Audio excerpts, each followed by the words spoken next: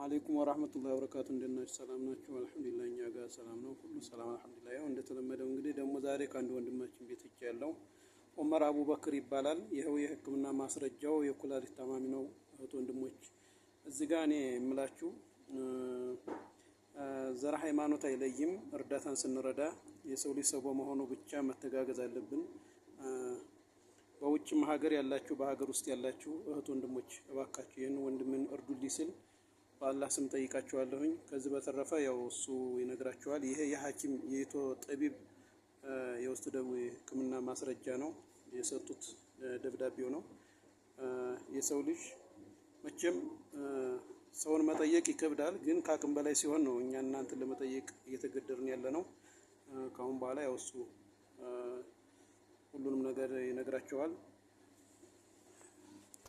ኡመር አቡበክር ሲ ምንድን ትላቸዋለህ? ያው ወንድሞቼ ሴት ወንዱ ስለ ክርስቲያን ሲሆን እርዱኝ፣ የሁለተኛ አባት ነው። በሰው እጅ ነው ያለሁት፣ በሰው እርዳታ ነው። ወንድሞች ነብስ አትርፉ። ሙስሊም ክርስቲያን ህፃናት